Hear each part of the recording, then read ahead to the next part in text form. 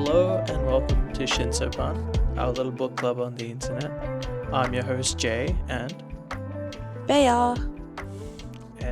she's just getting into Attack on Titan, and I'm trying not to spoil it for her. You know, this matches up really well because I am not like a Titan in the sense that I am 5'1". And I am a Titan in the sense that I'm above 5'1". He's 6 foot, which I feel is Allegedly. which I feel personally it's like a personal attack. Attack on Titan. No, I think your existence is a personal attack on my existence as a Titan. Yes, that's why I'm here today because I will be the personal attack on the Titan. Yeah. Would you like to tell us about your mic today? Okay, guys, I think I found the perfect setup. If you're like me, your furniture 5'1". What? If you're like me, apart from being 5'1", most of your furniture is from your bedroom furniture is from IKEA. You will probably have that one iconic like stand up like the really tall lamp. Should I search up its name? Yeah, with that one bendy arm. So I'm using the lamp with the bendy arm, and I've just stuck my microphone on it. And honestly, it's the perfect stand. So honestly, I think I ate. Is it a desk lamp or a It's a table I lamp? don't know. It's really tall. Oh, like a floor lamp. Is it a floor A lamp? floor lamp, yes, and it has one bendy Okay, arm. I think it's called a rod flick. It's the Rod first flick. thing that showed Okay, up. now I have to search this up and Yeah. verify that's rod. Oh, wait, does it have like two? Like one going straight up and then Yes, one and bending one down? bendy. Oh, then it's a Tagarp. Tagarp. Good old Tagarp. Tagarp IKEA. Yeah. Now I need to look for Tagarp. Yeah. Oh, is this Tagarp? There's only one Tagarp. No, there's two Tagarp. Oh yes, Tagarp with a little thing. Arm on the side, yeah. Yes, this It's is a- Tagarp, my friend. Okay. And would you like to tell us about your mic stand today, Jay? Yeah, so as I told you in episode 0, I love cars. Obviously, I love the Fast and Furious franchise. So to pay homage to that, today I have good old Vin Diesel, also known as Dominic Toretto, a 1/6 scale of figure of him, and I've put the mic on top of his head. I wish I could show you, but basically this way he's getting to fulfill his lifelong dream of having hair on his head. Are you ready to start our podcast? Yeah, I think I could live with that. Perfect. Good, because you have to. Before we start with the first volume of Attack on Titan, I thought it would be good to talk about areas or themes of expertise that we both will be exploring throughout our podcast, like throughout the different episodes. Do you want to start off? I think you should, Okay. because my expertise is 0. Okay.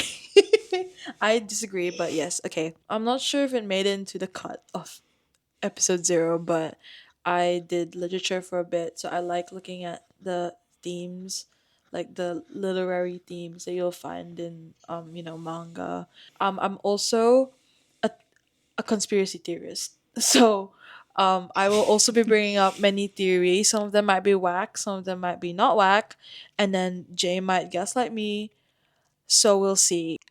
No, I will gaslight Oh, you. you will gaslight me. Okay, so that's nice. Yeah. That's really fun. That's fun. We have a Yeah. little unreliable narrator in our podcast here. Actually, you're the narrator. You're gonna be telling us what went on. Yes, but I'm not unreliable. I'm gonna actually try and find out if I figure Yeah, out. so I'm just unreliable. I'm not a narrator. Oh, That's so what you're I'm trying to say. unreliable and I'm the narrator. Yeah. Okay, I think we can work with that. Equality, you know. Okay. As for what I already know about Attack on Titan, I kind of know the main gist where it's kind of like humans versus Titans. I don't really know much about plot. I know that Eren Yeager is supposed to be a big meme. The AOT fandom, I think was really strong back in the day. And by back in the day, I meant like Back in the really strong 4 years ago. yeah, exactly, like during the COVID times. So Yeah. like the dark days. Oh yeah.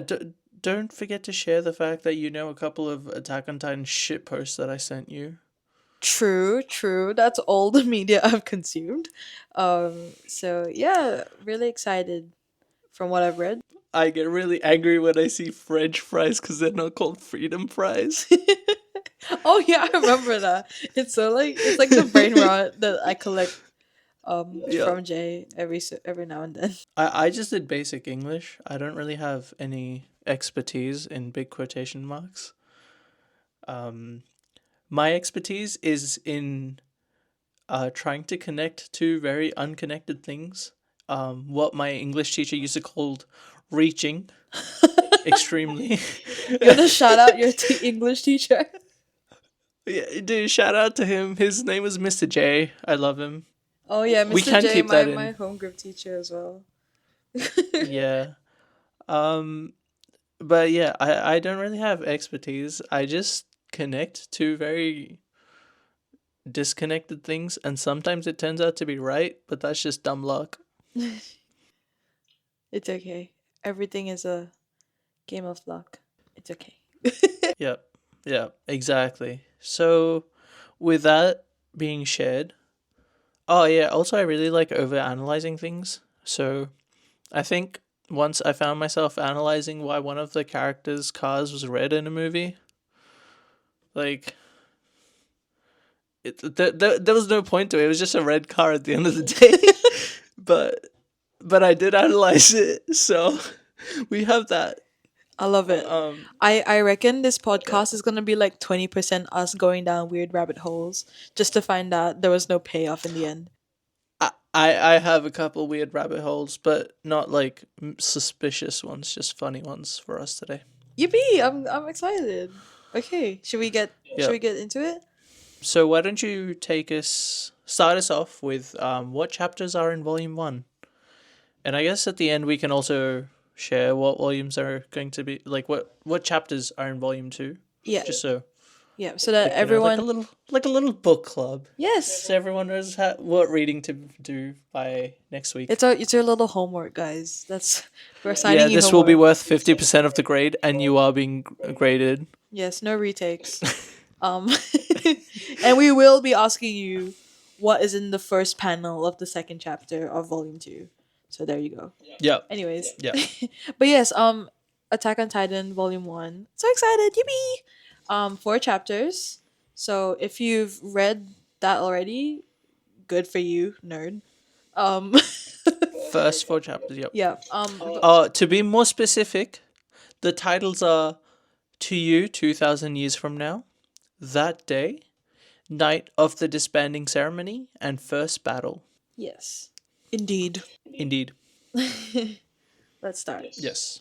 So Fine. first scene, we've got these cloaked men on horses in the forest. Very mystical. Not really. Um, they're just vibing in the forest for a bit. And Let's go commit arson. they suddenly start like rushing towards their target, and we see this humongous being. It's very humanesque in nature, but I don't know how to explain it. Is a giant. It's a titan. It's a giant creature. It's a It is a titan. It's a titanic Yes. It's a titanic creature, almost like you could call it a titan. Damn, I'll try not to name drop the word titan for a bit, just for like all intents and purposes. But okay. But yes, a titan, which they start attacking from all directions. They start using these contraptions, which are really cool, that allows them to switch to quote unquote vertical maneuvering, which seems pretty useful considering like it's a tall forest, tall titan. I'm not gonna lie. Yeah. I would just like to point out, as someone who has done a bit of vector calculus, from linear algebra, I find it very rude that they call it vertical maneuvering when it's clearly three-dimensional maneuvering. Is that different? That's pretty messed up. Yeah. Oh. Vertical maneuvering implies you're only going up or down. They're going up down, forwards, side, back. It's 3D maneuvering. But isn't it like vertical maneuvering because the device itself lets them go vertically up and down? Because they clearly show that the little grapple hooks they're shooting out go up and forwards. So it's not just going up, it's going forwards too. Oh. I did not suffer through linear algebra and calculus for me to be disrespected like this in a manga, right? Like the way you get triggered, like, and it's only been like two swipes of the mouse. Yeah, Okay. yep. I'm very passionate about the subjects I study, actually. Um. Okay. So as the fight continues, before they cut to the next scene, basically, I thought it was really interesting that they one of the characters that mentions the power of the human race. I think that's really interesting. Hmm. I feel like it's starting to lead us into a certain direction. And I feel like that destination is gonna show us conflict between the human race and things that are less than human or not human enough. I know that's not much to go on right now, but Hmm. personally, based on like this intro, right, it could talk a lot about the essence of humanity. I think it's going to challenge our views on what that actually means. And how would you describe essence of humanity?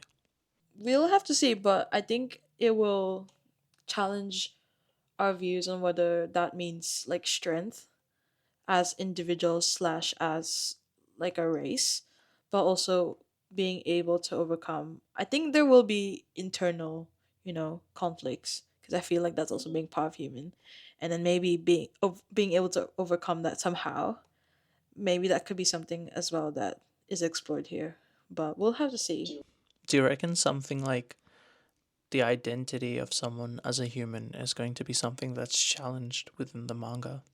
I think so. And we will get to that later on because I do Hmm. have about that. I Okay, yes. interesting. Yes, let me hold on to my conspiracy theories for a bit before Alright, I'm proven wrong. Okay, let's move alright. on. Um okay.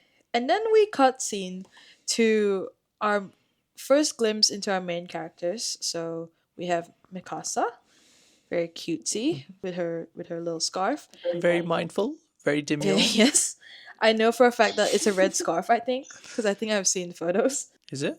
I think so. I actually haven't seen the anime, so I've never seen it either. I just know like there's a red scarf and it's relevant somehow. okay. Yeah, so Okay. we see that we are also introduced to Eren Mhm. Yeager. Sorry. I would just like to point out that for the first 5 pages since he's first shown, the only words he says is and then right after that he's begging Mikasa for something. I think that's a pretty base introduction to a main character. I love it. Presumably the main character. Cause I'm guessing that it's a golden trio, I wanna say for now. But I have no. Kind of like a shonen Yeah, like a typical. normal. Here's where we get into some conspiracy theorizing. Okay. um Already? yes, because Eren seems like he wakes up from a dream and Mikasa's Yeah. there waking him up. But it's kind of interesting that he mentions like almost like a lot of time. It's almost like he's implying that a lot of time has passed in real life, like her hair being long, and then just like saying out loud that it feels like the longest dream. I don't know. Yeah. I don't know. Plus the fact that he's crying in this scene, True. that he ends up True. crying and he doesn't even realize why. I don't know what that means. I said I had a theory. I don't know what a theory is. I just know that Okay. You just want to point it out. yes, there's something there. Okay. There is something there. I don't know what to Okay. make of it yet. Maybe Aaron's just a crybaby. Maybe Aaron's just like He's just a me. little guy. He's just a little guy. Come on. Yeah, he just cries. It's fine. Men should cry. He just says, and then he yaps about how he's just eeped a lot, and then he just starts sobbing. That's the life cycle of my emotions, actually. So yes, I relate. God sends his hardest battles to his eepiest soldiers. That's Literally. him right now.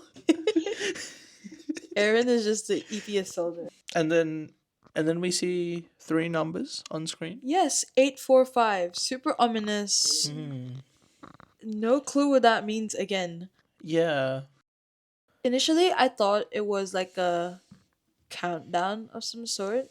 Hmm. Just cause it feels like, passing of time. So it's probably time Yeah. related. No clue though. Speaking of weird numbers, I would like to highlight the first chapter is titled To You in 2000 Years, True. which is such an odd choice for a title because seemingly nothing is too old or too new in terms of the chronology we've been presented so far. Like, the first scene, it's people riding on horses. They have some equipment, but it's not like futuristic per se. And from what I can see, it doesn't look like Eren and Mikasa are in a futuristic or way too old world. So I wonder what the 2000 years is about. Now that you mentioned that, there's like a lot of references to the passage of time, specifically long passages of time. I have no clue yet if this is set in the past, in the future. It could be a like a misguided, like a we assume that it's set Like in a the gaslighting. yeah, like we assume that it's set in the future, but it's actually set in the past, and this is all a whole reset. You know that theory that giants used to like Oh yeah. roam the earth, Yeah. so that could be like Yeah, a yeah. reimagining. I would like to point out that this scene of, Mikasa waking Eren up and him waking up crying, they're meant to be collecting sticks, but when the shot pans out, there's like one tree in a field. So what sticks were they collecting? Because the tree seems like completely untouched. Eren has a bundle of sticks as well, right? So if their job's already done, seemingly, why is Eren sleeping beneath a tree, having a long ass dream, and Mikasa wakes him up after he has his dream? Very peculiar. To be fair, maybe he like rushed through the job and was just like, "Time to eat. It's nap time." Yeah, but what was Mikasa doing in that Mikasa in was that just time? like, "Shit." Like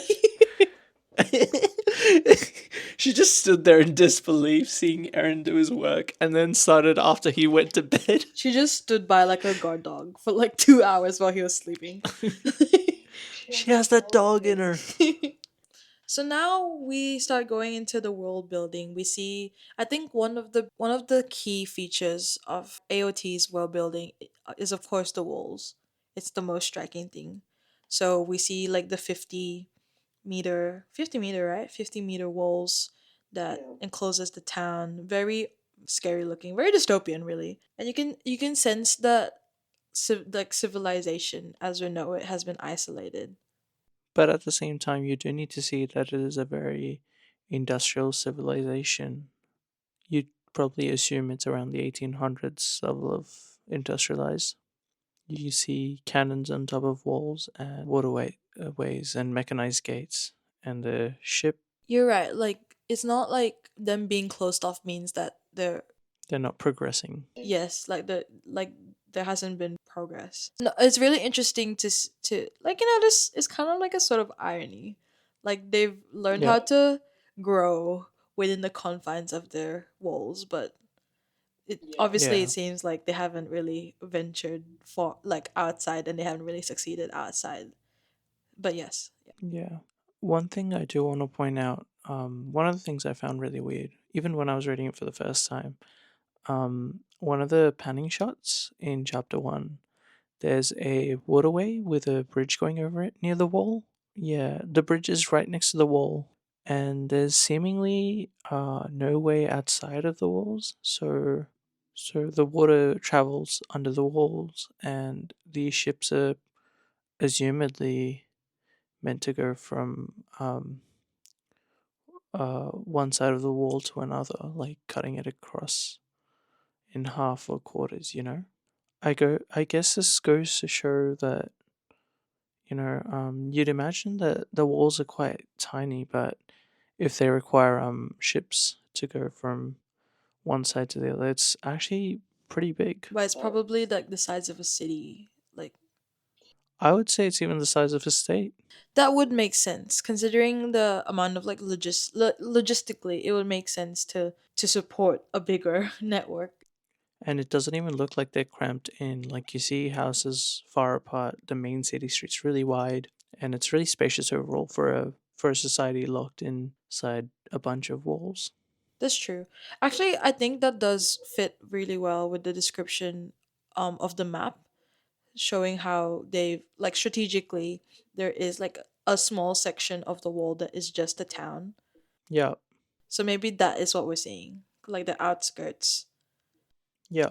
And we can tell that this, like, obviously the walls are there for a reason, to keep out danger and to protect what's inside.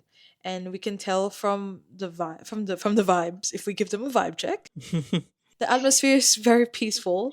They did say in the chapter that there hasn't been an invasion for a century. We assume invasion from these giants, Yeah. despite the fact that we should be happy that there's peace. Aaron himself disapproves that there doesn't seem to be like a sense of danger or like, you know, preparedness from the soldiers that he encounters. He's like one of those doomsday cultist freaks, the kind that like you gotta be prepared, man. The world's gonna end. You need to. If he was a real person, he probably would have like one of those like bunkers, Yeah, or like a completely off-grid cabin. like a fallout shelter. Yeah, yeah, yeah. Yeah, he would actually have a fallout shelter. I believe he would. Yeah. Yeah, he definitely would. And I think another thing that strikes me is the mention of caged animals, like the Yeah. fact that he likens the people in his society to caged animals. Well, obviously that relates to the humans being stuck behind the walls. I guess it comes back to that conflict of people losing their identities as humans. Because he's very much like humans are just caged animals, and he creates a comparison. He's highlighting, or rather implying, that humans are losing their identity by just staying within the walls. Yeah, like how when wild animals that shouldn't necessarily be domesticated are forced into captivity and they start losing their primal instincts, like um I agree with you. Like there is like that kind of connotation where he's saying that basically they've gone complacent, right? Like like they've just retreated. But I also see that as like another possible theme that comes into play, which is in terms of power, right? Like at the start we see the power of the human race and how it evokes strength, it evokes like confidence. But on the flip side of that, you can see that he believes that there actually isn't any power in in this dynamic right now, like between humans and titans. Yeah, Yep. So I'm really interested to see how that, if that will ever change later on in the manga. I'm sure it will. I find it really interesting that I said this earlier actually, but I'm not sure if it's still going to be in the final episode. Um, the setting of AOT is very reminiscent of 1800s, like around the Industrial Revolution. And it's pretty interesting that he says humans are getting complacent when historically speaking, they were actually making tons of progress, good and bad. In terms of like scientific discoveries and just engineering as a whole was like being revitalized through new factories being made and new production and manufacturing methods. Yeah, like a lot of things were done manually to a large extent up until that point, and that's when automation as a concept really was being put into place. And as I said earlier, even the boat, in the panning shots, it's very clearly not something that's driven by oars or by a sail. It's very clearly a mechanized boat that probably has an engine of some sorts pushing it along. Yeah, I think just to expand on what you said, I think Aaron really embodies that kind of human back to the topic of what it means to be human, like that human spirit to do better, to outdo ourselves. He's the get good guy. Yeah. Like he always wants more. And we always want the best, the newest thing, the best thing. I'm really sorry. My mind keeps flashing back to this one Aaron shit post where What the hell? at this point I don't even know if this is an actual scene in the anime, but I don't think this was in the manga. Um it's this little voice clip of Aaron giving an angry rant where he's really mad when he sees dogs because they're on a leash and they don't fight for their freedom. So it's he basically talks about how he wishes the dogs would bite off their leashes so that they would attain freedom. You know what? I think, hot take, I think Aaron's just anti-bondage. True. He doesn't, yeah, he doesn't like them whips and chains.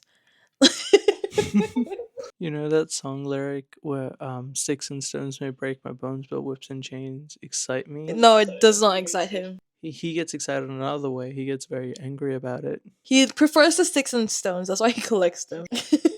Yeah, that's why he's collecting them, because sticks excite him. That's why he gets Mikasa to collect them. It explains why when Mikasa chucks him against the wall, Yeah, he's like, my sticks. you know, when like it's so weird when someone throws you against the wall, your first reaction would be ow, or like that hurts, or like why the fuck would you do that? This guy just like mistakes. My sticks. We, as the chapter progresses, we start getting introduced to what they call, is it the Survey Corps? Yep, the Survey Corps. And we can tell from the get go that people in the town have a lot of mixed views towards the Survey Corps. They think, a lot of people think it's a death wish to join these people who are the ones who venture outside the walls to actually face the Titans head on. And but as we know, Aaron himself wants to join. He doesn't want to stay behind the walls. He wants to actually venture forward, even if that probably means that'll cost him his life. I just want to point out the one of the main characters so far, Hans. Is it Hans or Hannes? Hans, is it Hans? Like, I've been reading it as Hans. me too. We find out what happened to the Survey Corps who were attacking the Titan at the very start of the volume. We see the aftermath. It's like a full-on massacre, a lot of blood, a lot of casualties, missing eyeballs. One of the soldiers um only receives, like, only gets back her son's hand, like forearm. That's it. Yeah, Implying that he got eaten. and I would like to say this is this is juxtaposed with Aaron very clearly, looking up to the Scouting Legion or the Survey Corps, and the he did someone, presumably him, describes them as the heroes returning, and then the next page when you see them, they looked they look absolutely depressed. Yeah, like it seems like you're right. It's like he views these people as like the heroes of, the society he lives in, because they're doing something so selfless or so brave. And this is such a powerful comparison of what Aaron thinks of the world and what it actually is like. Yes, I feel like, I don't know if he idolizes them because they like accomplish anything, or maybe just, I don't even know if they, like, because as we learn, some people have the choice to join them or not, or if they get assigned. Like it's like an either or. Does that make sense? Yeah, yeah, I get what you mean. It's almost like because it's implied later on that the Survey Corps is like the last one you want to be assigned to. So, like most people would want to go to the military police, or like the Scouting Legion's the last one you want to be assigned to, whereas people would prefer going into the military police or the Survey Corps that just stay on the wall. Also, I'm pretty sure this is the group we saw at the start fighting. I just implied that. No, it's just that because it's implied that there's some time passed.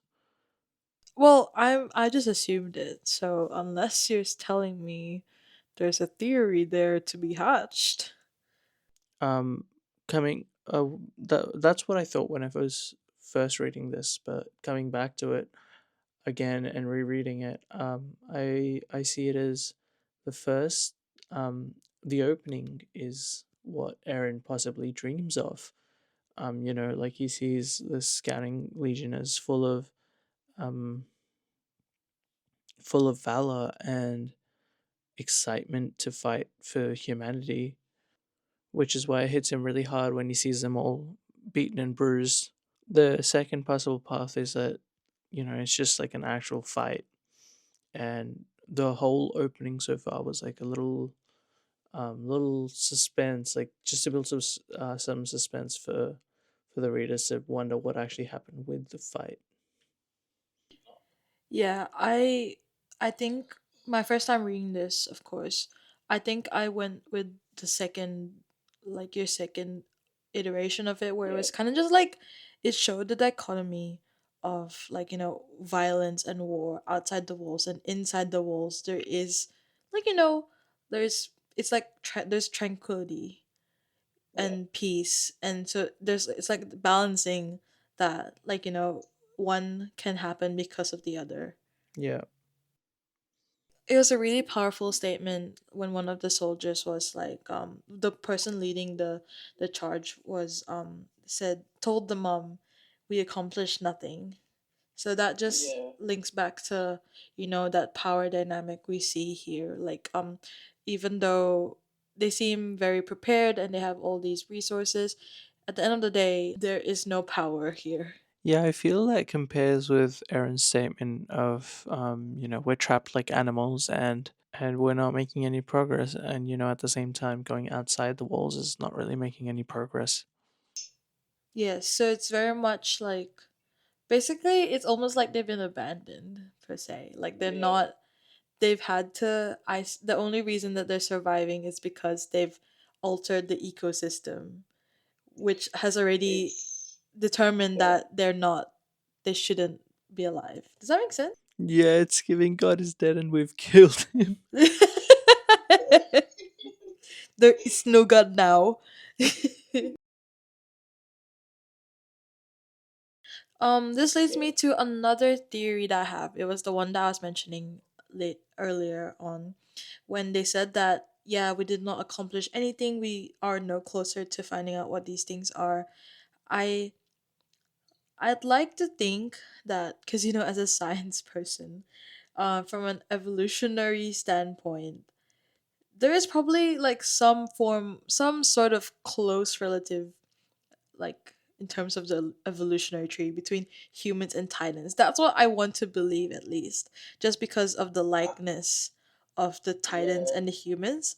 So I think, like, as a reader, as a first time reader, I think something at the back of my mind, like something that maybe people will have in the back of their mind, is that, oh, are they really so different from us, or is it just something that they, like, the humans in this case, don't want to, like, it's not an idea that they even want to, like, consider. This is the perfect time to reveal a fun fact about the show. Really? Okay. You've already mentioned a possible sort of evolutionary link. I guess it's somewhat related to that. No spoilers, of course. This is a spoiler free zone. You described, or actually, well, I described them as large naked humans. So, the anime adaptation for Attack on Titan in Malaysia actually censored the Titans for looking like they're naked. And they censored them by giving them clothes. Really? Yeah. So basically, half the time you see any Titans on screen, it's a fashion parade, I love it. and there's death everywhere else. It's like Dress to Impress, but like with the titans. Dress to kill. Dress to Kill. And I'm not kidding. I really wish I could show images to our listeners. Yeah, they're wearing beach shorts and Hawaiian shirts for absolutely no reason. Oh, I love that. I hope there's someone like wearing like a ball gown, like a princess titan. Thank you for that fun fact. I think that's the first fun fact of the podcast. We also get introduced to Aaron's parents, and we can tell from the start that they're very different people. His mom very clearly worries that her son really seems like he has a death wish wanting to join the Survey Corps. Like any mother would. Honestly, yes. And his dad is just like, "Good luck, son. I'll show you my basement later when I get back home." What does that mean, dad? You think the basement's full of like AR-15s and shit, just like Like, son, you are old enough. Let me show you the landmines we can plant. So, what?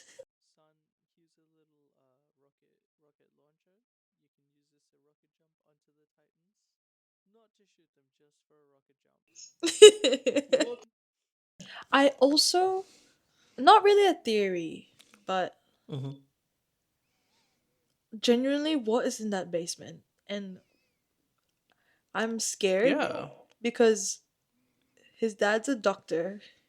And the first Mhm. thing that my mind went to somehow was that he's got some form of experiment in there. Um, Interesting. I'm not super sure. Like, just because like you know when the main character has a like when there's a doctor Mhm. figure in a kind of dystopia, usually the first one of their plot points is that they because of like a figure of like they're a scientific person. Yeah. I guess my first thought when I first read it was actually he probably has like information about the Titans in some way. Like maybe what can harm them or what's more effective.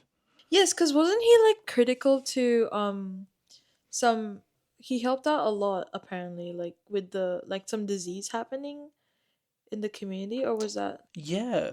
And I'm pretty sure one of the characters, yeah, Hans says he just showed up out of nowhere one day, which is pretty weird considering it's a how? closed community.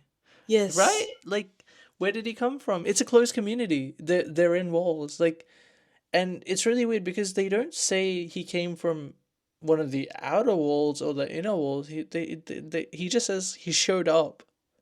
Yes, so So so pretty. Aaron's dad's pretty mysterious. That's kind of sus. Not gonna lie. So we will be watching him closely if he ever comes back. Yeah, yeah. I guess that's true. Yeah. Also, like, it's really fucking weird. He gives like two fucks about Aaron wanting to basically kill himself legally. It's weird because he's like he is his. I'm guessing Aaron's like 10 right now, right? Like 9 or 10. That's how old he looks. And Yeah, your like a 10-year kid. old son's just said, "Dude, I'm going to sign up to die for the military." And the first thing you think of is, "Oh man, I have an appointment I need to get to. I got to make that house call Plus, by I'll show ship, you my basement. and I'll show you my basement when I'm back." Yeah, it's Can you very imagine? Can you imagine strange. if the basement's just like a man cave and he just has like a couple beers? He just wanted to drink a beer with Aaron. He's like, "You're man enough. Come, Yeah, son. it's like you're gonna die soon, anyways. Welcome to the man cave."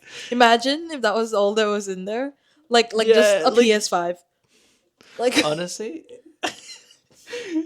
that's what they meant by to you 2,000 years from now, because he has a PS5. It all makes his dad's sense. just like a Sony investor. Like Yeah. okay. Okay, moving on.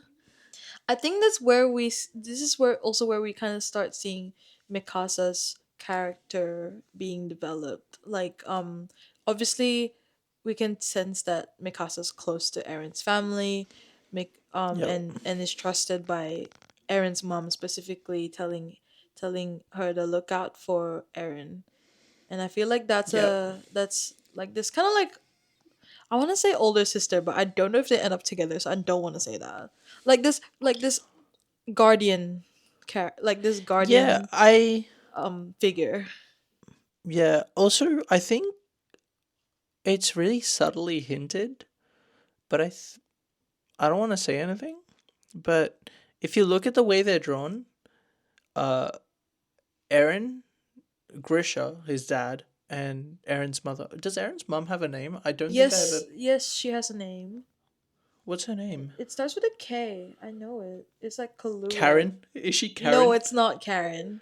It's like Kalura or Okay. something like that. Oh yeah, that sounds familiar. They all have eyes that are drawn differently to Mikasa, Yes. That's true. Like you can which is interesting because she and Aaron have pretty similar hairstyles. but they're not actually siblings, are they? I can't say anything. Oh. Oh, for all you know, this could be an incest love story. Ew. I'm Guys, not we're telling you actually anything. canceling the podcast if that's the if that's the case. But yes, you're right. I didn't pick up on that. I just assumed that they were close friends. But like obvious like from that scene in the kitchen like about, discussing Aaron's future. It was very obvious that these are Aaron's parents, but because was just to the Yeah. side, so I don't actually know. Fair enough. But at the same time, she looks so comfortable in their house, and she was doing chores for them, which implies she lives with them. Free labor. I just assumed free labor really. Child labor, my favorite. You cannot say that. I You mean, cannot include I that. I hate child labor. Look, all I want to say is legally you can't pay them if they're below 15, so it's an untapped market, all right? Okay. Okay. We also start getting introduced to another main character. I know this name, Armin. Um, Mhm. what a badass intro. He's being beaten up. Good for him. Yeah. I um, like how like two of the three main characters, or like at least like the more important characters, have either been crying or being beaten up. I love it, and they're the men. They're the guys. I love it. I love it. Like I out do like of that. like I like the little scene where it's like they see Aaron running up to save Armin and they're like, it's Aaron, we're gonna beat his ass up. And then they see because it's like, never mind, we out of here, bro. yeah, and the fact that Aaron seems so proud of himself too. Like yes, Yeah. I did that.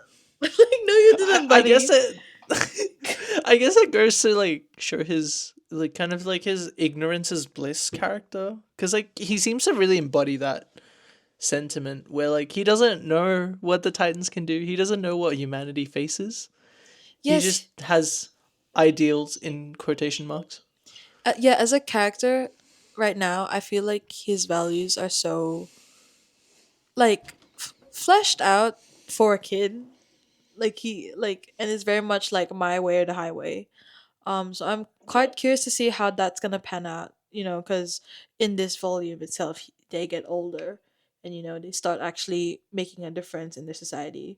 So we'll have to see what happens there. But yeah, as of right now, him being a little baby and just being like, "Haha, I defeated the bullies," is kind of cute. It is pretty cute, not gonna Yeah. lie. And we find out that Armin's being beaten up because of what he's saying, and his views that quote unquote the human race should eventually go to the outside world, which of course in that society is a very hot take because that's pretty much telling everyone to go die. Yeah. I also I don't really have much to say about Armin right now, but I thought it was really interesting that as soon as he said, "Hey, what if the wall gets breached?" and then the Hey wall gets guys. breached. Okay, I'm not gonna lie, spoilers, Armin's actually a fortune teller and That, he's just predicting the future. I'm not gonna lie, that's literally what I wrote here. Theory: Armin is actually a prophet. like I mean, it makes sense. He literally just got called a heretic, so right, that's what I'm basing it off of as well. Like what if instead of this being just like a little gag in the first chapter, like oh the kid actually guessed what was gonna happen, what if this is yeah. actually like the author using Armin's character in the future, like maybe in the future as like this, prophetic kind of figure. Yeah, Um, yeah, just because that coincidence is not coinciding. yeah. um, yeah, like my Also, theory is that is this like my not really a theory, just a question in the back of my head is like, is this a one time occurrence or this at the same Armin? time, Yeah. it's kind of giving like Copernicus, where he was like, guys, what if the sun's in the middle of the solar system, not the Earth? And they're like, you're a witch. Feed him the poison.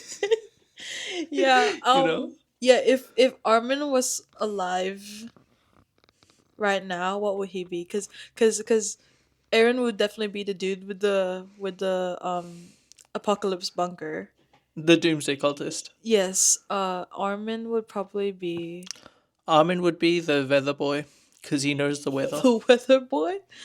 Yeah, he predicts the weather. Like you open up the telly, you go onto ABC 24, and they're like, "What's the weather today, Michael?" And Michael's like, "It's gonna fucking rain." And it's My Armin being beaten source. up on just Yep. on live Yeah. TV. He's gonna. He's gonna be beaten up because last week he predicted it's gonna be really sunny, and then it rained for like 2 minutes. Yeah, I can totally see that.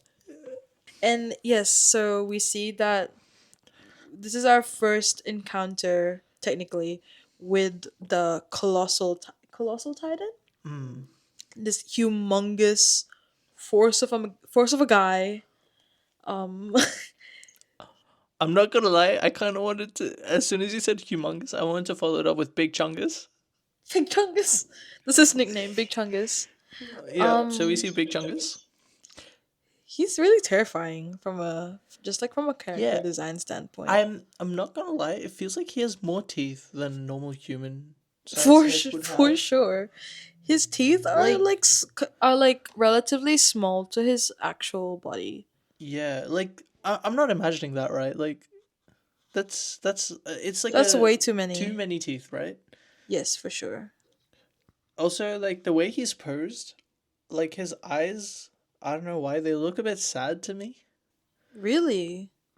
Yeah, like they kind of look like glossed over or like just sad, while his face is like in a really evil smile. Yes. So maybe Big Chungus is someone with complex emotions. That'll be interesting. And I feel like if like the characters in the story start to learn the capabilities of the Titans, I wonder if like general view of them will start to change or if that will Mm. actually overcomplicate things. Do you reckon they're gonna be Bessies and ride on the Titan's shoulder? Yes, actually, that's what's gonna happen. They're gonna start Yeah. living on the back of a Titan, like a It's giving like the opening chapters of One Punch Man, where Saitama's just riding on top of this giant who destroyed like 3 cities. And he's just like, "Oh yeah, I'm just strong." And then he accidentally squishes his like brother, who was on the other side of his shoulder, because his brother was like, "Dude, there's someone on your shoulder." So he just like smacked his brother. oh my god. Also, the Big Chungus, his feet look like battering rams, almost like they're purpose built to break shit. True. Like I'm curious just because I know I'm not sure about exactly what kind of Titans exist, but I know that there are different kinds. And of course this is like Mm. well, of course this is like an an anomaly at this point of time because this is the first time Yep. like characters are seeing such a big Titan, like big relative to the other ones. Yeah. But yeah, like I'm curious. Oh, and also just the ending line of that chapter, the shame of being held captive in a bird cage. What do we think about that? It's giving Tokyo Ghoul. What? Like, okay, this is like a really deep cut, but only for me. There's this one poem in Tokyo Ghoul. So I'm not sure if many Oh, of our listeners or it's the egg one. yeah, I actually had it like as my Discord status for a while, but it's one of my favorite poems. It's about it's by Hermann Hesse. I think the poems are called Demine or something.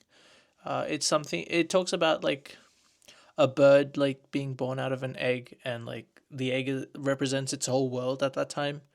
But to actually grow up, it needs to break that egg. So that's why I say it's like Tokyo Ghoul esque, like because if what Aaron is saying is true, that they need to like live outside the walls to grow and like prosper, the the world needs to be broken, so the walls need to be broken. Yes. I actually, that is a very fitting connection, because also I feel like it was very intentional that basically the trio's childhood ends at this point, because after this we Yeah, see them as adults, and I think that's very intentional, that the breaking down of these walls and having like that firsthand like experience yeah, with danger and violence is what makes them lose their yeah. starry-eyed innocence, really. I guess in a really fucked up way, you could even call Big Chungus here like the savior. Big chungus. That's what I'm calling him. I'm calling him Okay, Big big Chungus, all right? chungus, big chungus. Because I may or may not have more information about Big Chungus. I don't want to give it away. Okay, okay. I guess that means we'll be seeing a lot more of big chungus. I think we Yep. do. Yeah, and okay, live, laugh, love, big I chungus. I think yeah, we see him we see Big Chungus within this volume again, I Yeah, believe. for sure. Yeah, yeah, we do towards the Yep. end. So that's chapter 1 over.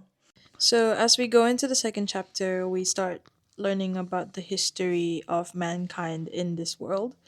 Mhm. Specifically about how basically all the humans apart from the humans that we see here, 107 years ago, the rest of the humans outside of the walls were devoured by the Titans, and oh,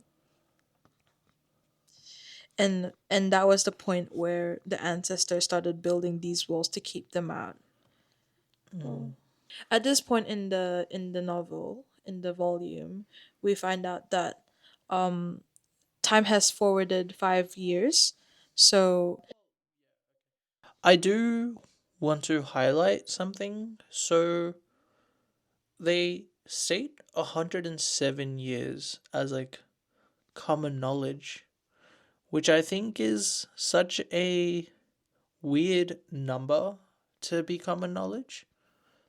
Like, has there ever been has there ever been a point where like it's like you walk up to someone and they're like, oh, when did World War II happen? And they're like, oh yeah, it happened like when did it happen? Like 107. Actually, I think it is 107 years ago now, or 106 years ago. Like, I do realize that humanity being devoured is like a massive thing. But at the same time, 107 years ago is like a really weird and specific number. I know what you mean. It's almost like how like some people are like they spread propaganda and it only works because they use really specific numbers.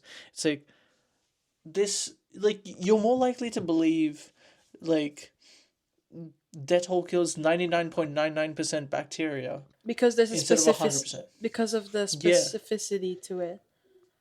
Does that Yeah. mean that you're suggesting that that's not a real? I'm just saying that it's a really weird number to pick.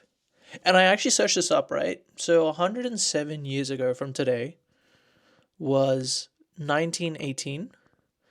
And in 1918, we had invented something called a flip flop circuit, which is how we saw binary in computers. So 107 years is a long fucking time for like it to be just like recent memory. Like you can't have there's very few people right now who can tell you that World War I is recent memory for them. Or like no one unless they're like But at the same yeah. time, 107 years compared to like thousands of years of civilization also.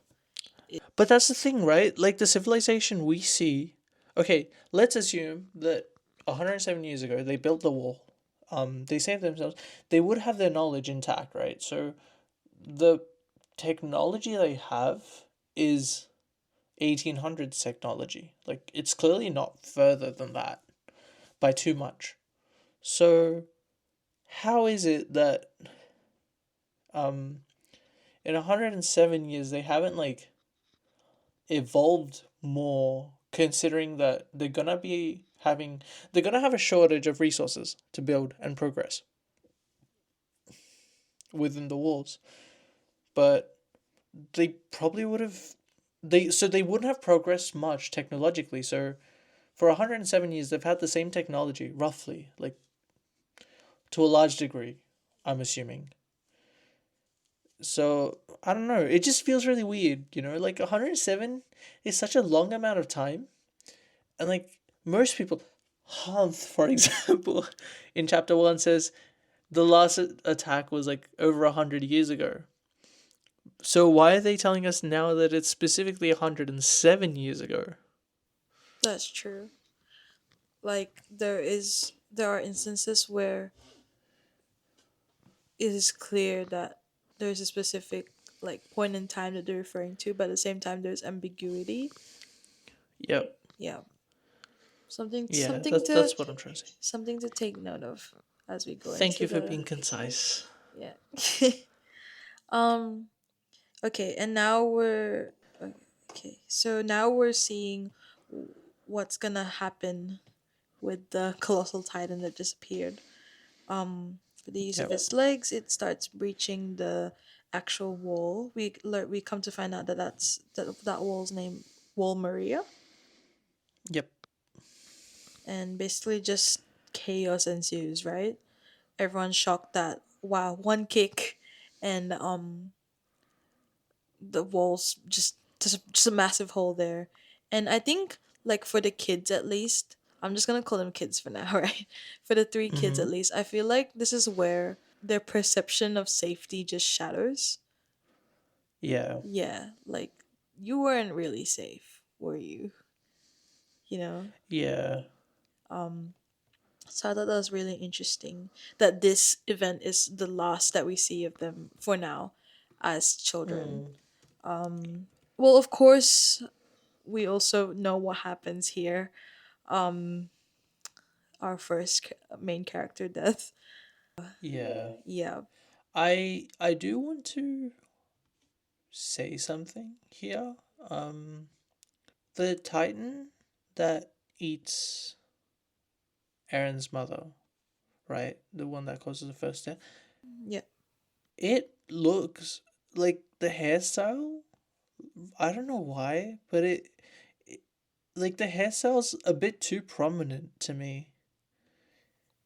The Like, does that hairstyle. make sense? Oh yeah. I know what Like you mean because the colossal titan wasn't basically the colossal titan was bald. the big chungus was bald. It had no skin. Big Chungus was bald and no skin. And yeah, you're right. This one is more Like of like a the features are way more human. Like even if you look at the teeth, it's not like there's way too many like how the big chungus had it. And yes, you're and right. like it almost looks like you can see the emotion. Yeah. But yeah, I just want to talk about that really quickly as well because I think that's pretty interesting. Yeah, like I'm not sure if it's just like a choice, like like an artistic choice because of course um like that one specific panel where it just zooms in on its face and it's so Yeah. creepy and evil looking. Um Yeah.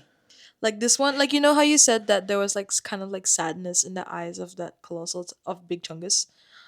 This Yeah. one this one looks like this one generally has no like sympathy or Yeah. And it's very interesting because I don't know, maybe I don't know. It's like such a weird little. This is the first like extremely human Titan we see, and it's attacking the main character's family. So is it like some sort of statement about humanity hurting itself. Yes, I can see where you're going with that. Like, by intentionally using a titan that's more human in nature. By that I mean like not skinless. Like physically. Yes, physically, Yeah. like to the likeness of humans. I feel like that Yeah. hits home harder. That Yeah. like firstly the power imbalance is evident here. Like there was literally next to nothing that the characters could have done to save Aaron's mother. Yeah. Even Hans, um, Hans. Hans slash Hans, yeah, like even him, like albeit he was like one of those chill guys who didn't really believe in the imminent danger, but like yeah, facing head to head with the facing head on with like a with an actual titan, he too decided to just make a run for it and save whoever he could. um Also, I would like to say this gives us an Eren being thrown at the wall or floor count of 2. This is the second time he's had that happen to him. he needs to get checked for a concussion, really. Yeah, I will be keeping count. So far, we're at 2. Good, maybe that's why he keeps snapping for so long. Like it's actually him just like drifting into unconsciousness. Like Yeah, maybe he's just having like a fugue state. yeah. And also, Mikasa seems weirdly quiet about Carla or Karura being eaten. Yes, like there isn't that much shock. Well, to be fair, she could be in a state of shock. Yeah, like maybe she's like in the overprotective mode, like Aaron's her priority now. Because, like, the last thing she spoke with Carla was that she has to take care of Aaron, always. So, maybe. Probably her like coming to terms as well, like, this isn't like fantasy or fairy tales or anything. Like there is actual danger. That's what I want to believe at Yeah. least until we find out more.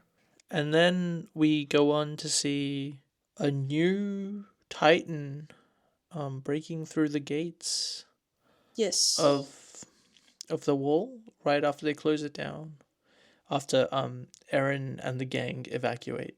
Oh well, we only see Eren and Mikasa evacuate, so but We know that Armin gets out of it too. Yes. if you did your weekly reading, Oh yes, you if know you've done that your assignment, Weather Boy. you should know that Yep. Armin's still alive. Yep. Um Oh yeah, but something I thought I'd like to point out. I find it ironic that Aaron mentions like like obviously he's reeling from his mother's death, and he's crying, like Mm. grieving his loss, and he's asking like why is this happening? Is it because like humans are weak? So obviously like like shining a light directly on the power imbalance here, but he's also Yep. saying is crying the only thing the weak can do, which is quite ironic considering the first thing that he does in this whole story is to cry. He's just a little hypocrite. Which leads me to another theory, but not really theory. I feel like, well, maybe not really a theory, but since like he is one of those main characters, he will probably display the true strength of humans, and I don't know in what way that will be. He's gonna cry even harder. He's just gonna like water's just gonna shoot out like in straight streams out of his eyeballs. Yeah, it's gonna be like Tokyo Manji Revengers.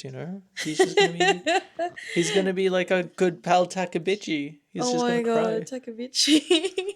Yeah, good old Takamichi. Come back to the present, which is 5 years after the attack of the Colossus Titan. And we see Yep. the numbers again, but instead of 845, we see 850. And so I'm guessing Yeah. now that it's just like a timeline of years, because span of 5 years. Yeah. But I do want to point out that the two numbers are actually written in two completely different fonts. Oh. If you look at 845, it's got little strings coming out of it, like it's sort of like unraveling. But Oh. then 850 has strikes going through it, like it's speeding past or like speeding towards something like that. Yeah. Like they're two completely different fonts, and usually manga have like one consistent font to show you like time skips. True. Um, Interesting. so that is pretty interesting, I think, to point out. Yeah, I don't know what to make of that as of right now, but I think you're steering me towards a theory in the future. Oh, interesting. Maybe, maybe. Let's see. So now we're listening to the military instructor basically Mm-hmm. giving a speech to like these recruits, telling them that they've completed military training. We find out that after the like what happened after the attack of the Colossus Titan 5 years ago, basically the outermost wall that the humans had was breached and Mm-hmm. therefore was lost, making the human territory even smaller, confined to Yep. just the Wall Rose and Wall Sheena, So they've pretty much lost a third of their territory that they previously had. which is obviously a big loss to the human society there. And Mm-hmm. at the same time, we also get introduced to the top 10 recruits in the military force, like who just like are about to graduate. And we see number one, the baddie herself, Mikasa, as well as Uh-huh. We also get our first Eren Yeager of the series, Eren Yeager. the full government name drop. And we also and he is number five in that top 10. We don't see Armin, so I'm guessing he wasn't that good. Unfortunately. Yeah. We do see my favorite. Actually, yeah, we haven't really. Once we're done with the whole chapter volume discussion, I would like to share our favorite characters. I think yours is pretty obvious already in terms of who your favorite Oh character yeah, is. Mikasa for sure. Yeah. I can't share mine yet because they haven't done the thing that I like them for. To be fair, I know some names, and I think is it Jean. I know might be a prominent one. I'm not super sure yet. Like these names are names that like the top 10. For example, like I think maybe Hmm. Sasha, Krista, I think those are names that um might be prominent in the future because I feel like I know those names, but that's all I have really. I mean, you never know. For all you know, this could be like a little prologue, and then everyone dies off, and it's a new generation of characters. Could be right. We also get introduced to the different roles that one could gain when you get assigned in the military. So Yep. there's the garrison, which are basically like the people protecting the wall. There's of course the survey corps, which are the people who explore outside the wall and attack the titans head on. And then there's also the military police brigade, which basically is a role that's for the that guards like the inner wall Yep. Sheena. So basically, where the king resides. And we find out that the military police brigade um is a position that only the top 10 can choose to go into. But of course we know that that's not going to happen for our main, at least our main three. Firstly because Armin will not be able to join, but also because we know from the start that Eren has always wanted to join the survey corps, and of course Mikasa will join him. Yep. Also, I would like to highlight the military police has already been shown off as really ominous because their description, at least in my translation, states they regulate the population and maintain order. So, Yes, I have a similar description where it's like exercises control over the king's subjects. which is pretty interesting. It's almost like, clandestine operations, like kill so and so, or, like, Yes, the role seems very much like reserved for the elite, so it wouldn't be surprising if they had some version of the FBI or the CIA. honestly, I would say it's closer to like straight up. Yeah, I guess FBI, CIA is like a more accurate because they're like straight up just like, at least in this translation where they're regulating the population, it sounds like they're cutting down excess population to a degree. Yeah. And I can see how that plays a part in this dystopia, considering that, of course, they can't really expand that, can they? So of course Yeah. resources are limited. If overpopulation was a problem, they would have to deal with that in. Yeah, and I kind of hinted at this earlier as well, because if you look at it, like in the first chapter, everything's really spaced out for like humanity being trapped in within these walls for over 100 years. They're like really fucking spaced out. Like the main road's wide as shit. Houses have a lot of distance between them. Whereas like if you really look at like areas that are confined to like housing that's confined to small areas, they're like built to be super close to one another, like apartments or like even in other dystopias, they're always built to be right next to each other. So it's almost like implying that there's no capacity to hold more people than what it can. Yeah, like they're culling humans to a degree. We'll see if that's something that actually happens. But yeah, so now we're going into the third chapter, and we see like the recruits kind of like discussing whether they're gonna move to the military police brigade or not. We also start to see some conflict between other characters. So we see Aaron and Jean Hmm. um having like some sort of argument because Jean really wants to go to the military police brigade because it's one of the inner walls, meaning that it almost guarantees safety because wall what was his role? Wall Rose is now like the outermost wall, and Wall Sheen is the inner Yeah. wall.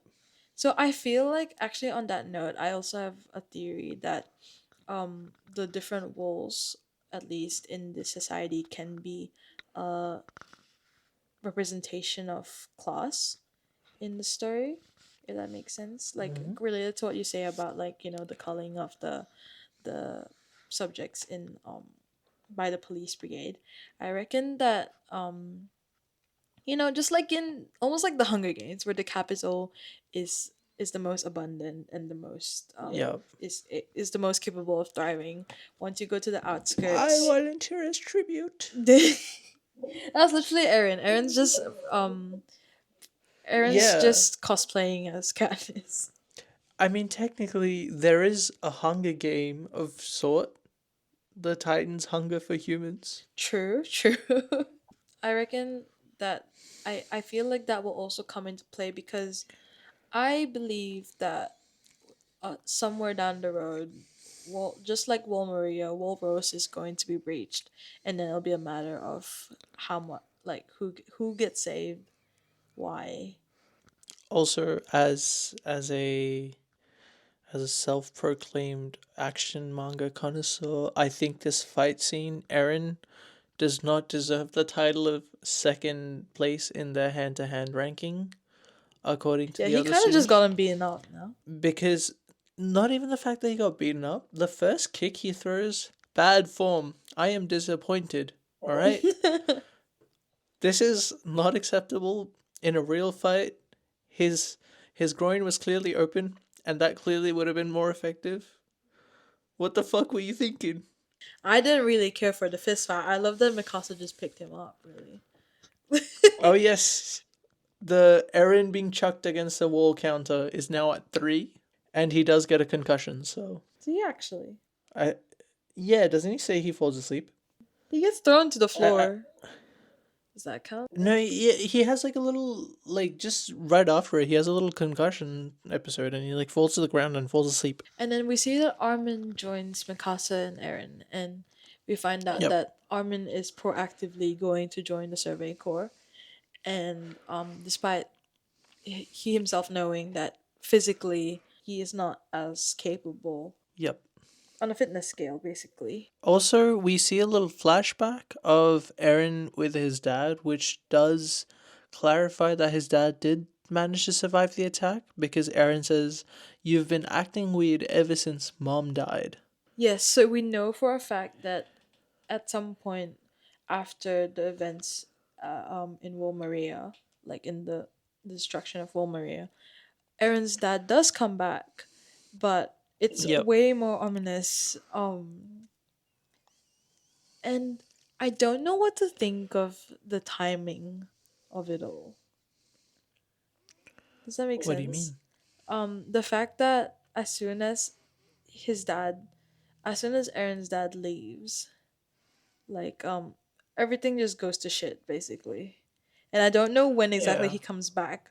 But he starts doing this manic um forcing of a syringe into his son kind of deal. But like, what if he was just worried his son had tetanus? You know, like he just had to give him a tetanus Tetanus. shot. I think that'll be the Hey, least of their I problems. I had a tetanus shot recently. All right, I can understand why Aaron wouldn't want that shit. Would you like to tell our audience why you got a tetanus shot? Um, I dropped a couch on my toe, like a whole couch, just on one toe. The doctor and nurse didn't believe me. The nurse especially was like, "You're lying." I'm like, "No, you're dressing my wound right now. What do you mean I'm lying? You see it bleeding." Um, and my doctor's amazing advice was, "Don't hurt it again." So that's why I had to get a tetanus shot just in case I actually like got hit by the metal legs. Also, just something I thought we'd take note is that Aaron starts having these like headaches, and that's what triggers the Hmm. memory. So, I'm not really sure the significance of that at this moment, but Also, he forgets this dream as well when he wakes up. He says, "I can't remember." yes. So it's very much like a. It almost we almost have to start questioning his mental state at this point. Or maybe he's hiding it for some reason. Like he doesn't want to show his dad in a bad light. Like maybe like I'm not sure how involved Aaron is or how knowledgeable he is about what his dad's doing. Did his dad ever show him what was in the basement? Maybe we'll never know. Um I'm guessing not because the area is run by Titans now, right? So they probably haven't. so whatever was in the basement is probably gone. I know the answer, but I can't tell you legally. I actually signed an NDA. We'll never know because Big Chungus deprived us of finding out what was in the basement. Yeah, but it feels like the first time he can remember his dream. I guess like maybe he just forgot it. Like you have fleeting dreams where you just forget what they mean. But this time he says, "What was it like? Uh-oh, I can't remember," which sounds very on Performative? purpose. Yeah, like it doesn't sound like he's actually forgotten. Oh, I So didn't pick up on that. maybe it's just my translation then, but it sounds very fake. Like the following day, we also see interactions between the main characters and the other recruits, and we see that Aaron's "I have a dream" speech actually did sway some of his friends or classmates to actually join the Survey Corps. My favorite character right now is still Mikasa, but I forgot this girl's name, but I really admire her for just stealing that meat. Which one? The couple? No, the girl who just stole the meat. Oh, Sasha. Yeah, she's such a vibe. Yeah, she's so okay, this is a character I want to talk about. Sasha is my favorite for Really? volume 1. I think she's the funniest character because okay, you're surrounded by two kinds of people, right? You have well, okay, three technically. You have people that only look after their own self-interest. So people like Jean and Mikasa. So Jean wants to go into the military police, have a cushy job and all that. And then you have Mikasa who's only really wanting to like look after Eren as she promised Carla. And the other kind of people you have are like Eren who are like, "Oh, we got to fight for humanity. We got to make humanity good." Like social activists, right? And in the middle of all this, you just have this young lady, this 15-year-old child who can give two fucks about the state of humanity. All she just wants is some food. And I can respect that. She has her priorities. My favorite is Mikasa, but if I were in this situation, I would definitely be Sasha. Yeah, I think I'd be Sasha as well. I think she's really fucking hilarious. I love her She, so she, much. I like how like she shows up with meat and she's like, "Oh, I was able to steal some meat from the officer's provisions." And the first thing people say is like, "Go put it back," and she's just making like such a hungry face. She's like drooling. And she's even like imagining how she's gonna eat the meat. Like she's like, "Oh, I'm gonna make a sandwich," and she's like drooling. Yeah, like you know how like you have like some like creepy characters that are like, "Oh yeah, I'm gonna kill you and then I'm gonna maim your corpse and I'm gonna display your profane gore across the streets and shit like that." And she's like that, but she just wants some food, bro. She's like, "Oh yeah, I'm gonna slice some bread." I love it. Yeah, like I hope she's a character that stays for a long time just because I love her so much. Yeah, and I love the fact that she convinces everyone else to have some meat as well. She like you literally have everyone else like, yeah, I'll have some of that meat. And I feel I like respect that. I feel like this interaction kind of also highlights just how young these people are. Like, Yeah, like they may be like the newest recruits to the military, in essence, but at the same time, these are like 15-year-olds, younger possibly. mm, So it's a bit yeah, sad, but also, you know, for the plot, I yeah. guess. I guess it's kind of like in the same vein of like Naruto or Bleach, where like yeah, the main character's like going through a lot of shit, but at the same time, they're just like little kids, dude. Like, first off of Naruto, he's literally 9. He's finished primary school and he's like going out to defend grown ass men against terrorists. Yeah, which is kind of insane. Yeah. Anyways, after this whole meat fiasco, Aaron has his little anime pretty boy moment. I would show you guys, but this is a podcast. He Yes. has a little wind in my hair type of moment, and suddenly it's Big Chungus back at it again. You're right? Like it's the most insane whiplash ever. To have like Aaron's little moment of hope where he's not in despair and he's not like sad because we're all in a bird cage. Um Yeah, it's like I'm about to make that birdcage smaller, bitch. Big Chungus. Oh gosh, Big Big Chungus. Chungus, and Big Chungus is canonically so hot. Aaron burns. Yes, I don't understand that. Like does he just radiate body heat to the extent that it's like it hurts? It's because there's clouds. I wonder if this is like the equivalent of human sweating. Oh, just like Like, because they don't have skin, right? So this is like how they get rid of heat. The heat literally rises up in steam clouds from their body. yeah, so I would imagine a Titan like the Colossus Titan, like from a scientific standpoint, would not have a body temperature as high as a human.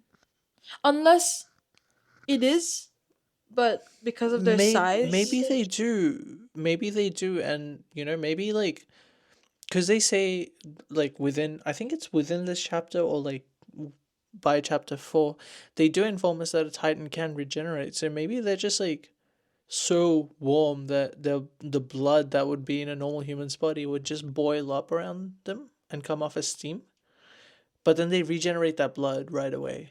Yeah, exactly. Which creeps me out, Loki. Just you know. Yeah. Another thing is, from like a biological standpoint, right? Without any skin, assuming they have a similar nervous system structure to a human, they'd actually be feeling constant pain because the pain receptors are completely like exposed. Oh So yes. so maybe they've given up skin to get more power. Like we saw the other Titan breaking through the door. He didn't have any skin either. And the Colossus Titan doesn't have any skin either, and they're like clearly the abnormal ones. Yep, and the one that ate Aaron's mom was like a normal looking, like like they still Yeah. had skin, so that kind of implies that it was kind of one of the weaker titans. Yeah. Yeah, interesting, Yeah. interesting. So maybe it's like a little trade they have to make to evolve into like a newer life form where they have to accept like feeling more pain constantly in return for like much more increased capabilities. That's cool. Is that we'll have to run with that theory. I want to see if that really takes off somewhere. Also, I would like to know how Titans procreate because currently Pregnant means of Titans.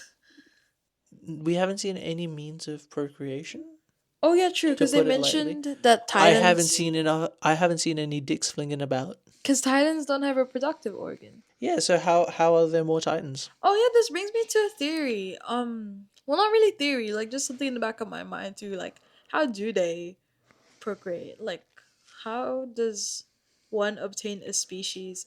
Not even a species, because I know there are different types of titans.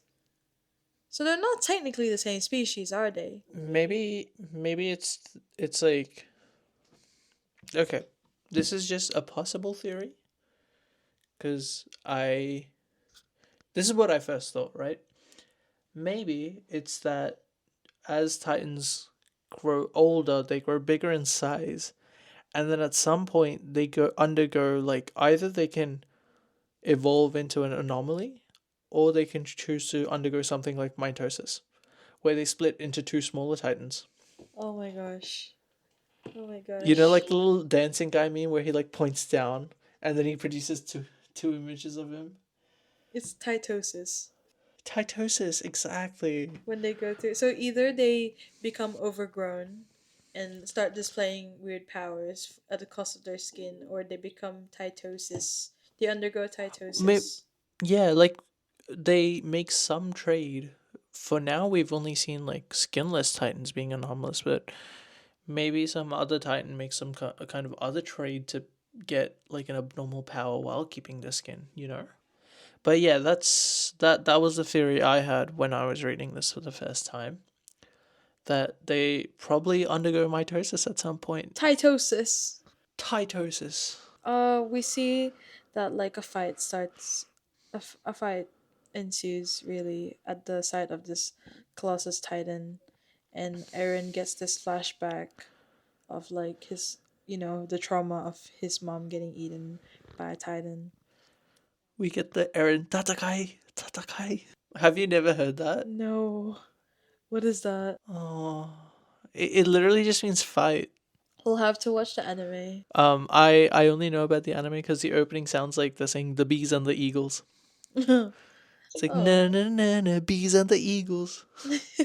That's all I remember. It's probably not even bees and eagles, but anyways, moving on, we see a very cool battle. We actually see a sort of new generation of the battle we saw when the manga started in chapter 1, where they do they call out switch to vertical maneuvering? I am still pissed off they called it vertical they maneuvering. they That's fucked up. do call it like vertical maneuvering, but we know, according to Jay, it should be 3D maneuvering. Yep, exactly.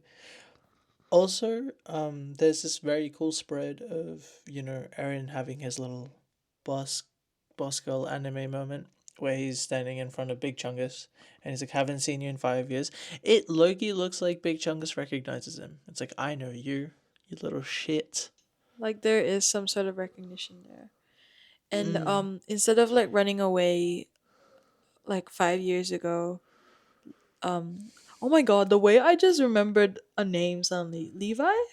That's later, but everyone knows that I name. almost called him Levi suddenly. Sorry. Yeah, I just remembered that name. Anyways, Aaron decides to face the Titan head on. Probably to avenge his mother, and he's pretty much the only one to do so. He actually gets Mm. on the Titan itself, running up its arm, using his equipment. Yep. I interestingly, we see a display of the Colossus Titan's intelligence. We see that Yep. when attacking, he deliberately aimed for the, like, the weapons on Yep. the at the top of the wall, signifying, like recognition of the weapon and, the choice Yeah. to destroy it, which is quite scary when you consider like a, I don't know how tall this guy is, like 50 plus meter Yeah, human 50 being. meters. Also, this time we don't see him, like he isn't the camera isn't placed so that he looks like he's smiling in any way. He looks much more determined, I want to say. Yes, like the air around him seems very much more serious. Maybe it's because it's burning from the steam. Oh It's a steamy scene, dude. no. Oh yeah, and we also find out that the Titans actually do have a point of weakness, and that's the Yep. back of the neck, the nape of the neck, which is quite interesting. Furthering that point, sorry, just really quickly, furthering that point, when Aaron goes to cut said area, it looks like Big Chungus releases the steam on purpose, and there is no steam coming around from the back of his neck. Cause that's like a weak point for him, for Big Yeah, so Chungus. it's almost like he is like extra sensitive to any changes there, which is pretty interesting. I didn't pick up on that, Because he could have just as easily, if it wasn't an issue in the first place, he could have just as easily released steam right from his neck. but I think that would make him too overpowered. Yeah, so maybe there is some explanation for why he's not able to do anything. I think it'll be interesting if there is even a reasoning behind like this weak point and you know, origin of powers, how these powers are Mm. um displayed and stuff like that. I Or don't know. just origin in general. Like, where the hell did they come from? I like to think they have like a natural appearance in the world, but it seems a bit too. Unnatural. Also, the steam looks like their way of transportation now, because as soon as the Big Chungus releases its steam, it disappears. Yes, that's the most insane part of this fight. The Colossus Titan just vanishes. Yeah, so maybe that's how they move around. Like that they teleport or something in the smoke. Yeah, like which makes me wonder what the full capabilities of Hmm. these titans are. Yeah, which is insane. Like the Colossus Titan suddenly disappears, and just like what happened the 5 years ago, and of course, like as it happened during the previous encounter, the wall gets destroyed, and everyone's rushing to fix it up quickly. And this is the first time we see Eren and Mikasa be split up, and Mikasa looks genuinely crushed. Yes, Mikasa looks genuinely like concerned that she won't be there as like a guardian figure. Okay, if you've done the reading, I guess her fear is not unwarranted. Yes, to be fair, Aaron's the type of character to just get into trouble regardless of whether Mikasa is there or not. So Yeah, he still believes he chased the bullies away. yeah, he probably never gives her any peace. Like that's probably why she looks so serious all the time. So we see the town start to evacuate. We see the military forces start to gather and prepare, and everyone's really scared.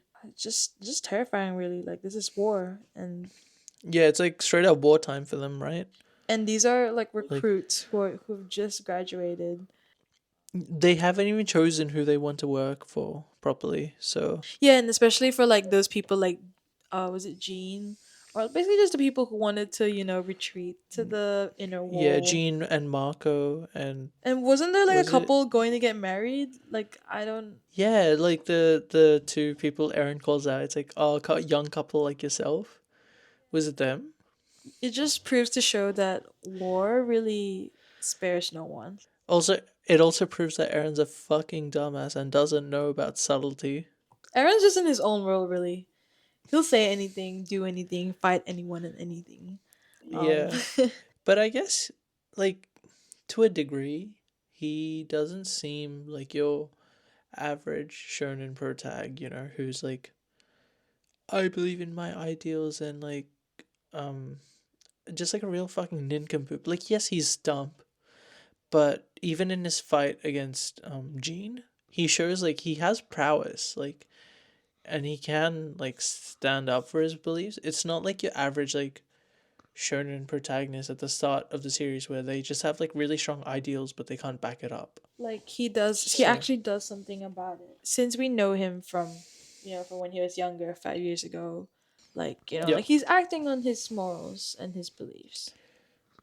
yeah, and that's pretty respectable. Like it's good to see that he knows what he believes in, and while his ideas are a bit naive, they're still well formed in general. Like he I don't know. I like his character design so far. I'm really rooting for these characters. I know that Aaron has like some mystery about him, and that makes me worried for his eventual, like, like to see whether we will have like a purely Yeah.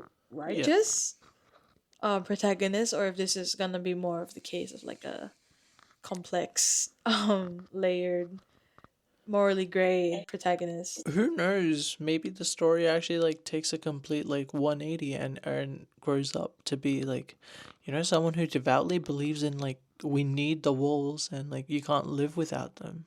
Yeah, Cuz I would he's love to still really young. see.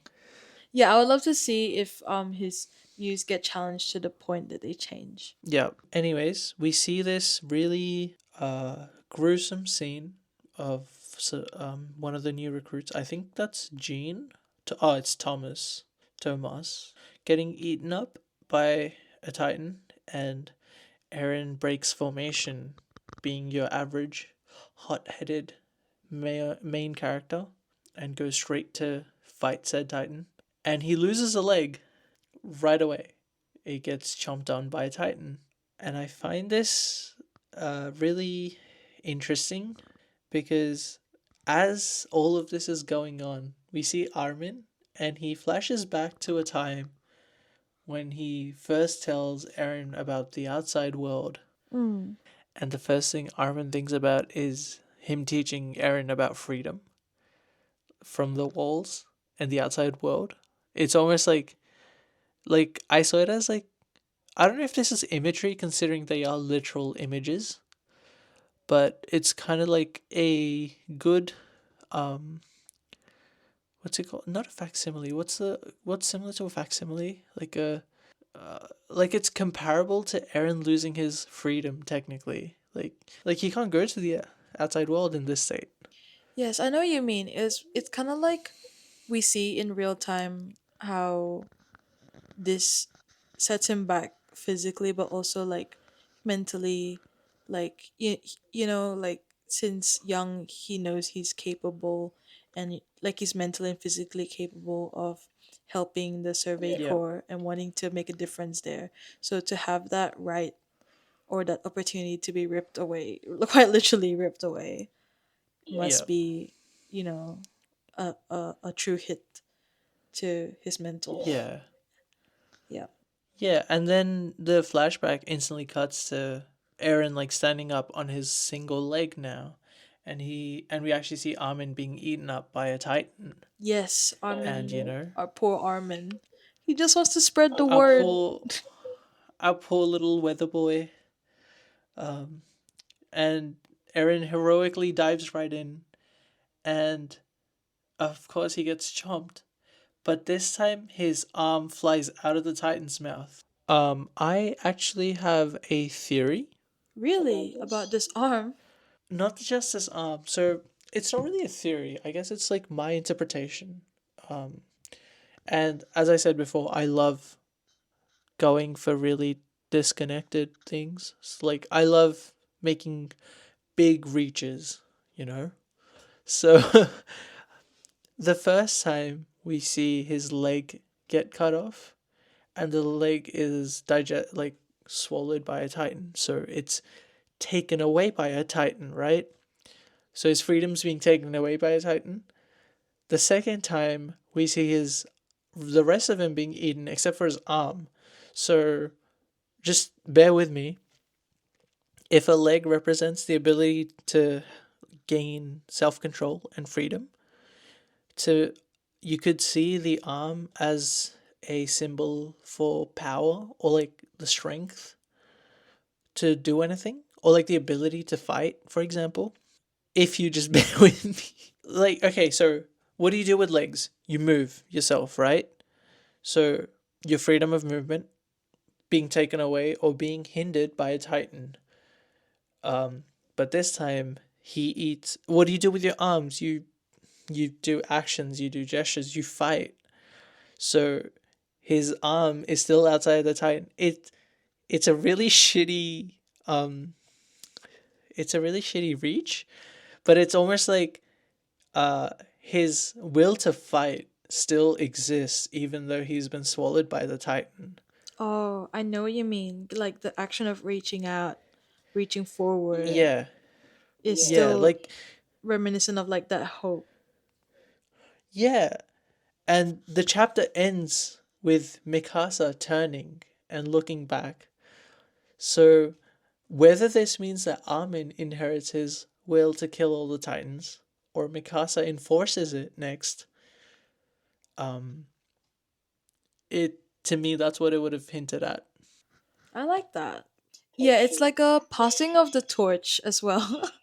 Like from at least to me right now, like from Aaron to Armin. So I'm curious Yeah, to see how this development will actually change Armin as a character. but this is where Volume One finishes. Aaron's died. Yep. At least that's what I think, right? Attack on Titan's actually over. There's no more volumes after this. This was all a yep. This was a collective. This was a collective hallucination we all had that there was actually more chapters. But anyways, for next week, we will be continuing in this collective hallucination. Uh, but yes, so volume two again consists of chapters 5 through 9 inclusive. We hope you will join us on our little reading adventure. On this collective hallucination? Because clearly Aaron's died, so the manga's over, guys. I'm I kidding. hope Sasha's It's still clearly not. alive. Huh? I hope Sasha's still alive. I'm sure she is. She's probably too busy eating, not gonna lie. Um, but yeah, that's volume one, I guess. I really enjoyed that. Attack on Titan has been a manga series that I've really wanted to finally like commit myself to for very long. I know that a lot of people who I know, weebs and weeblings alike, um Me too. really enjoy Attack on Titan, yes. So it's nice to finally see what it's all about. A bit late, that's for sure, but better late than never, really. Yeah, I would actually like to confess something to our listeners today. Yes. Uh, Where's this going? no, it's nothing weird. It's really surprising. I am a fan of Attack on Titan because I actually originally tried reading this story or this manga 5 different times. Five. Five. And every single time. So the first 4 times, I quit at chapter 4. I read the first volume and I was like, What? the main character literally died in the first volume. I can't take this shit. But isn't that like a nice like change from the typical shonen manga where the protagonists quote unquote have like plot armor? Yeah, I do agree, but to me at the time the premise was really depressing considering this was actually during COVID. That's fair. I don't think So, I would have watched slash read this during COVID when it was all just yeah. depressing. But to be fair, I watched Erased. So Yes, I and had and a the massive Promised like Neverland. So yeah. I actually have like a huge problem reading like manga. I find even mildly depressing. It's very difficult for me until unless, someone specifically pushes me to read it. But yeah, I have actually tried. I tried reading this story 4 different times, and finally on the fifth try, I stuck with it. And I only ever started because one of the friends I had, um, all the way back in 2017, actually, showed me a drawing they made of Big Chungus on the Oh my wall, gosh, Big Chungus. and I was like, I want to know more about this. So, and I only finished reading this in 2023 or four, I think. Pretty recent, but Yeah. long enough ago to help us out in this little format of Yeah. a podcast. Yep. Does if any one of our readers slash listeners have fan art about Big Chungus or whoever else, feel free to send it to us on our socials. We have an email. And also if you have any theories or comments or things to share, Mm-hmm. That'd be really fun. And also just like, who's your favorite character? It's fun to hear about what characters you like every it better be volume. Sasha. We plan on doing a MVP every volume, I guess, where who's the funniest character and who's the MVP of that volume. Who would you recommend is the MVP? Uh, I'm not gonna lie. I might have to give it to Big Chungus. Yeah, I think Big Chungus caused like the biggest character development. The story kind of had to revolve around Big Chungus. The story kind of exists because of Big Chungus. That's true. So we might have to give Big Chungus the win today. Yeah, Big Chungus is the MVP of Volume 1. It'd be fun to see how all the characters track throughout however many volumes we have. Yeah, we hope you enjoyed our little book club on the internet, and we'll convene yet again the following week to discuss Volume 2. Bye bye!